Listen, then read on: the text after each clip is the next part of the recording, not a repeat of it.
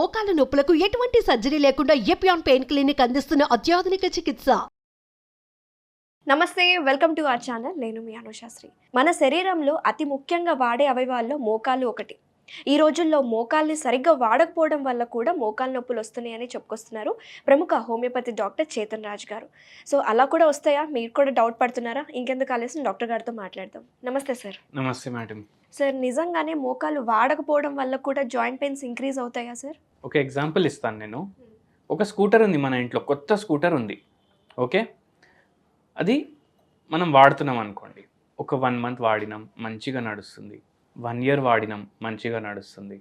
కానీ ఏమైపోయిందంటే with time మనకు ఇంకో కొత్త స్కూటర్ తీసుకోవాలని అనిపించింది. ఓకే, ఇంకో కొత్త స్కూటర్ తీసుకొని ఏదైతే 1 ఇయర్ బ్యాక్ పర్చేస్ చేసినాం ఆ స్కూటర్ పక్కకు పెట్టేసినాం.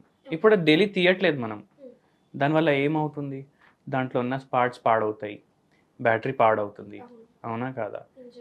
ఇంజన్ పాడవుతుంది. ఓకే, ఇప్పుడు ఆ స్కూటర్లో పెట్రోల్ వేయాలి. ఓకే, పెట్రోల్ కాకుండా మీరు ట్యాంక్లో డీజిల్ వేస్తే ఏమవుతుంది? సేమ్ ఇంజన్ పాడవుతుంది, బండి పాడవుతుంది. కాలేజ్ పిల్లలు స్కూటర్లు వాడతారు, యాక్టివాలు, ఎంటార్క్లు. దాని మీద ట్రిపుల్ రైడింగ్ చేస్తారు. ఏమవుతుంది? అప్పుడు కూడా ఇంజన్ మీద ఎఫెక్ట్ పడుతుంది. బ్రేక్ పట్టుకొని నడుపుతారు, స్టంట్లు చేస్తారు దాని మీద, అప్పుడు కూడా ఇంజన్ పాడవుతుంది, స్కూటర్ కూడా పాడవుతుంది. సో అట్లనే ఇప్పుడు చూడండి, మీరు సరిగా వాకింగ్ చేయకపోతే ఎట్లా బండి ఇంట్లో పెట్టేశారు, పాడైంది కదా, అట్లనే మీ మోకాలు కూడా పాడవుతాయి. ట్రిపుల్ రైడింగ్ చేస్తే అది పాడవుతుంది కదా, అట్లనే మీరు ఓవర్ వెయిట్ ఉన్నారనుకోండి, అంటే ఎంత వెయిట్ మీరు వేయాలి మీ మోకాల మీద, దానికన్నా ఎక్కువ వెయిట్ మీరు వేస్తున్నారు. ఇప్పుడు ఇద్దరే కూర్చొని పోవాలి బండి మీద, 3, 4 కూడా కూర్చొని పోతున్నారు. దానివల్ల బండి కూడా పాడవుతుంది, వెయిట్ ఎక్కువ పడుతుంది కదా. సేమ్ వే మోకాల మీద కూడా. ఇది కాకుండా ఇప్పుడు అక్కడ స్టంట్లు చేస్తారు వాళ్ళు, అట్లనే కొందరు పిల్లలు ఏం చేస్తారు, ఉరుకుతారు. వాళ్ళు కూడా అక్కడ నుంచి దుంకడం, ఇక్కడ నుంచి దుంకడం, దెబ్బలు తాకించుకోవడం. అప్పుడు ఏమవుతుంది? వాళ్ళకు కూడా మోకాల్లో తాకితే నొప్పులు స్టార్ట్ అవుతాయి. ఒక్కొక్కసారి టీనేజర్స్ ఈ బండ్ల మీదనే స్టంట్లు చేసేటప్పుడు పడిపోతారు. వాళ్ళకి లిగమెంటల్ టేర్స్ అవుతాయి, కార్టిలేజెస్ టేర్ అవుతాయి, డ్యామేజ్ అవుతాయి. ఆ నొప్పి వాళ్ళకి మళ్ళీ 40 ఏండ్లు కూడా బయటపడవచ్చు. సో మనం ఇక్కడ కంపారిజన్ చేసినాం కాబట్టి మీకు అర్థమైతే అయింది కదా. సో ఇది ఎటియోలాజికల్ ఫ్యాక్టర్స్. ఏంది? ఎప్పుడో అయిన ఇంజురీ మనకు తర్వాత బయటపడవచ్చు. వెయిట్ ఎక్కువ ఉంటే కార్టిలేజ్ డ్యామేజ్ అవ్వచ్చు, లేదంటే ఒకవేళ మీరు సరిగా ఆహారం తీసుకుంటలేరు, మీరు ఈ బర్గర్లు, ఫ్రెంచ్ ఫ్రైలు, శాండ్విచ్లు, సమోసాలు, మిర్చి బజ్జీలు ఎక్కువ తింటున్నారనుకోండి, అప్పుడు కూడా అవి దాంట్లో ఉన్న హార్మ్ఫుల్ టాక్సిక్ సబ్స్టెన్సెస్ కూడా మీ బాడీలో పోతాయి. ఎంఎస్జీ ఉంటుంది దాంట్లో, టేస్ట్ ఎన్హాన్సర్ అంటారు మనం, మోనోసోడియం గ్లూటమేట్. అది కూడా జాయింట్స్ని పాడు చేస్తుంది, కార్టిలేజ్ని డ్యామేజ్ చేస్తుంది. సో ఒక ఏజ్ తర్వాత వచ్చే ఆర్థరైటిస్ ఏదైతే ఉంటాయి, జాయింట్ పెయిన్స్, అవి మోకాల్లో వస్తాయి కదా, దాన్ని ఆస్టియో ఆర్థరైటిస్ అంటారు. ఇది ఏజ్తో పాటు గ్రాడ్యువల్ గ్రోత్ ఉంటుంది. ఇవన్నీ మనం చేసిన పాపాలు మెల్లమెల్లగా అది ఆస్టియో ఆర్థరైటిస్కి లీడ్ చేస్తుంది మనకు. సో ఇవి కాకుండా ఇంకో ఆర్థరైటిస్ కూడా ఉంటుంది, దాన్ని రుమటైడ్ ఆర్థరైటిస్ అంటారు. ఇది ఒక auto immune problem. Auto immune అంటే మన బాడీ సెల్సే, డిఫెన్స్ సెల్స్ ఏవైతే మన బాడీలో ఉంటాయి అవి వేరే సెల్స్ని చంపడం స్టార్ట్ చేస్తాయి. సో మన జాయింట్స్ని డ్యామేజ్ చేయడం స్టార్ట్ చేస్తాయి అవి. దాన్ని రుమటైడ్ ఆర్థరైటిస్ అంటారు. ఓకే, సో ఇదేమో మీకు ఎర్లీ ఏజెస్లో కూడా రావచ్చు, 20sలో, లేట్ 20sలో, టీనేజ్లో కూడా వస్తుంది ఒక్కొక్కసారి 30sలో కూడా వస్తుంది. సడన్ ఆన్సెట్ ఉంటుంది. అంటే ఇది జెనెటిక్ ప్రాబ్లం ఉంటుందంటారా? జెనెటిక్ ప్రాబ్లం అయితే ఉంటుంది, బట్ స్ట్రెస్ కూడా చాలా ఇంపార్టెంట్ రోల్ ప్లే చేస్తుంది దీంట్లో కూడా. ఓకే, ఇవి కాకుండా ఇంకోటి సోరియాటిక్ ఆర్థరైటిస్ కూడా ఉంటుంది. సోరియాసిస్ పేషెంట్స్ ఉంటారు కదా, వాళ్ళకు సోరియాసిస్ ఎంత పెరిగిపోతుంది అంటే దానివల్ల సోరియాసిస్ ఏమో బోన్స్ మీద కూడా రావడం స్టార్ట్ అయిపోతుంది. దాన్ని సోరియాటిక్ ఆర్థరైటిస్ అంటారు. ఇవి కాకుండా మీరు ఇప్పుడు మోనోసోడియం గ్లూటమేట్ అన్నారు కదా, టేస్ట్ ఎన్హాన్సర్. ఆ టేస్ట్ ఎన్హాన్సర్ మన టేస్ట్ బడ్స్కి ఎంత ఎడిక్ట్ చేసేస్తుంది అంటే, మన తల్లి ఎంత మంచి ఫుడ్ చేసి మనకి ఇచ్చిన డైలీ టిఫిన్లో మనం అది తినం, బయటనే తింటాం. సో ఏమైపోతుంది, దానివల్ల కూడా మన బోన్స్ డ్యామేజ్ అవుతాయి. ఎక్కువ కేఎఫ్సీలో ఉండేది ఈ ఎంఎస్జీ. అండ్ దానివల్ల ఏమవుతుంది, గౌట్ వచ్చే ఛాన్సెస్ ఉంటాయి. యూరిక్ యాసిడ్ లెవెల్స్ ఏమో చేంజ్ అయిపోతాయి.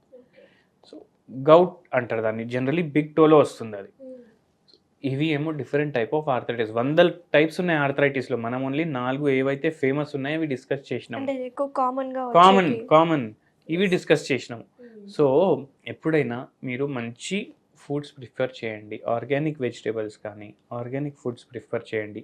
వెయిట్ ఏమో పెరగకుండా చూసుకోండి. మన వ్యూవర్స్ అందరేమో ఇంట్లో కూర్చొని వాళ్ళకున్న జబ్బులు తగ్గించుకోవడం దానికి ప్రయత్నిస్తారు. బట్ వచ్చే ముందు మనం ఈ జాగ్రత్తలు పడితే ఈ రోగాలు మనకు రావు అని అది పాటించరు చాలామంది ఇప్పుడు.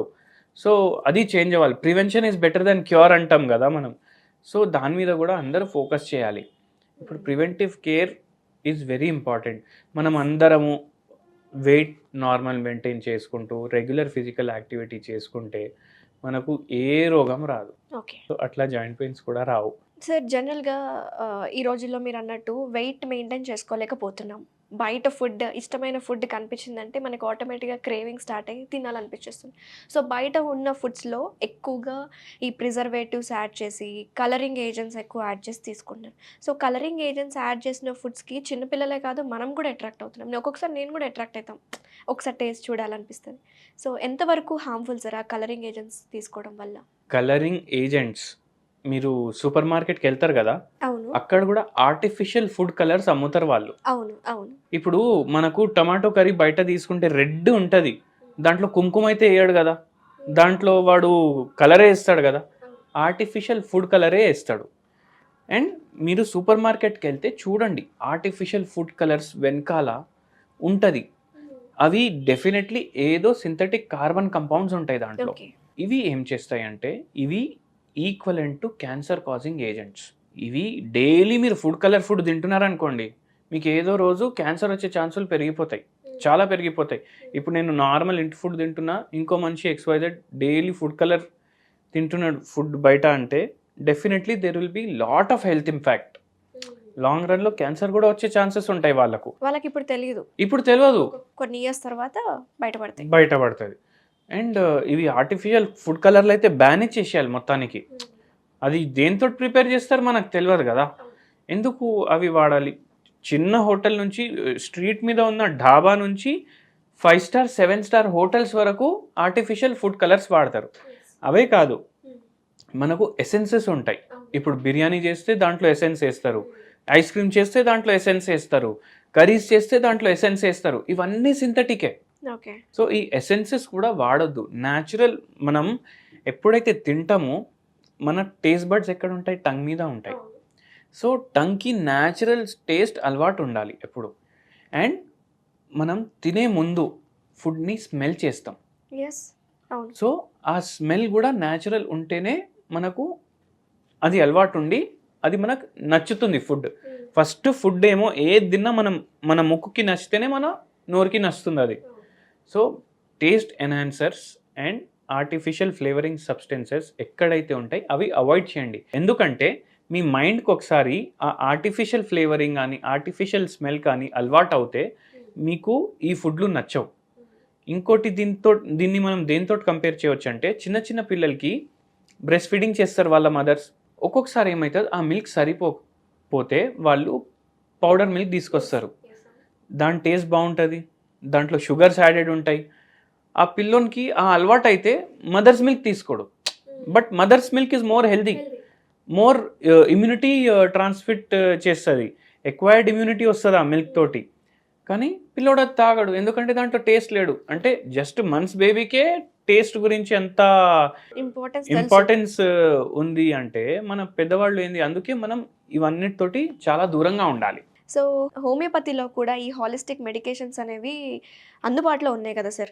ముఖ్యంగా నేను రీసెంట్గా మా పెద్దమ్మ కూడా వాడుతున్నారు. She like 60 years old. So తనను కూడా మీ దగ్గరకు పంపించారు, వాడుతున్నారు.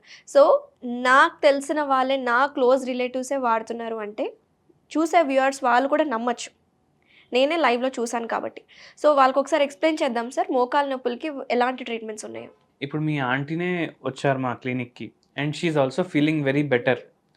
సో మోకాలు నొప్పులకి సోరియాటిక్ ఆర్థరైటిస్ ఉన్నా, ఆస్టియో ఆర్థరైటిస్ ఉన్నా, రుమటైడ్ ఆర్థరైటిస్ ఉన్నా, గౌట్ ఆర్థరైటిస్ ఉన్నా, ఇవి పర్మనెంట్గా తగ్గుతాయి. ఓకే, ఇప్పుడు ఆస్టియో ఆర్థరైటిస్కి నీ రీప్లేస్మెంట్ అడ్వైస్ ఇస్తారు, చేసే అవసరం లేదు. హోమియోపతి మందులతోటి అది మళ్ళీ కార్టిలేజెస్ ఏవైతే ఉంటాయి అవి రిపేర్ అవుతాయి. అంటే గుజ్జు ఏదైతే తగ్గిపోయింది వాళ్ళకు అది మళ్ళీ బిల్డప్ అయిపోతుంది. అది కాకుండా రుమటైడ్ ఆర్థరైటిస్లో రుమాటిక్ నాడ్యూల్స్ డెవలప్ అవుతాయి, ప్లస్ చాలా కాంప్లికేషన్స్ ఉంటాయి. అంటే మనిషి డిఫామ్ అయిపోతాడు, వీల్ చైర్లు కూడా వాడతారు. సో అది కూడా మొత్తం రివర్స్ అవుతుంది. మన దగ్గర వీల్ చైర్ మీద వచ్చిన కేసులు ఉన్నాయి క్లినిక్కి, వాళ్ళకు కూడా మొత్తం తగ్గిపోయింది. Now they are having normal life. And ఒక పేషెంట్ ఉండే, సోరియాసిస్ ఉండే పేషెంట్కి, వాళ్ళు మన దగ్గర ట్రీట్మెంట్కి వచ్చారు. వాళ్ళకి సోరియాటిక్ ఆర్థరైటిస్ కూడా ఉండే, అండ్ నడుము నొప్పి సివియర్ ఉండే, మెడ నొప్పి సివియర్ ఉండే, మోకాలు నొప్పులు ఉండే, ఫింగర్స్లో కూడా పెయిన్స్ ఉండే. వాళ్ళకి అది పూర్తిగా తగ్గింది హోమియోపతి తోటి నా క్లినిక్లో. ఆ పేషెంట్ నా దగ్గర హర్యానా నుంచి వచ్చారు. పానీపత్ అని ఒక సిటీ ఉంటుంది, అక్కడి నుంచి వచ్చారు. ఎవరో రెఫరెన్స్ ఇస్తే మార్నింగ్ వచ్చి ఫ్లైట్లో చూయించుకొని మళ్ళీ రిటర్న్ వెళ్ళిపోయారు అదే రోజు. సో అంత దూరం నుంచి వచ్చి చూయించుకొని వెళ్ళారు. 2 years వాడారు. సోరియాసిస్ కూడా పూర్తిగా తగ్గిపోయింది, అండ్ సోరియాటిక్ ఆర్థరైటిస్ కూడా పూర్తిగా తగ్గిపోయింది. ఆన్లైన్ కన్సల్టేషన్స్ మన దగ్గర అవైలబుల్ ఉండవా సార్? ఆన్లైన్ కన్సల్టేషన్స్ అవైలబుల్ ఉంటాయి, బట్ ఇప్పుడు ఓల్డ్ ఏజ్ ఉంది మీకు ఆన్లైన్ ఓకే, బట్ మీకు కుదిరితే మీరు క్లినిక్కి వస్తే ఆ ఎక్స్పీరియన్స్ వేరే ఉంటుంది.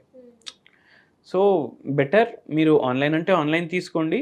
బట్ చూడండి, ఇప్పుడు కొందరు పేషెంట్స్ అంటారు మాకు దూరం, మేము గుంటూరులో ఉంటాం అనేసి.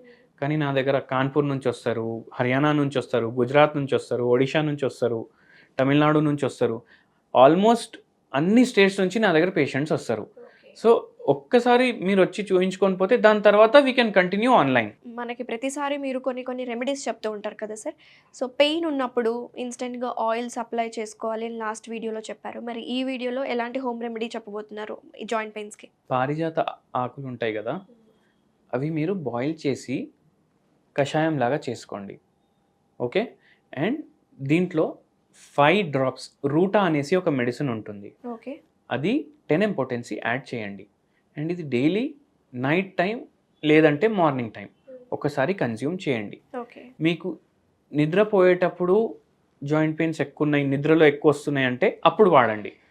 డే టైంలో ఎక్కువ వస్తున్నాయి అంటే మార్నింగ్ తీసుకోండి, and it will give you a lot of relief. So చూసారు కదా వ్యూవర్స్, మీకు కూడా ఈ మోకాళ్ళ నొప్పులు, joint pain, psoriatic arthritis, osteo arthritis ఇలాంటి ఏ కండిషన్ ఉన్నా సరే హోమియోపతిలో మంచి మెడిసిన్స్ ఉన్నాయి, అది కూడా వితౌట్ ఎనీ సైడ్ ఎఫెక్ట్స్. మీకు కూడా కావాలి అనుకుంటే కింద స్క్రోల్ అవుతున్న కాంటాక్ట్ డీటెయిల్స్కి అప్రోచ్ అవ్వచ్చు. So thank you so much doctor గారు, నమస్తే.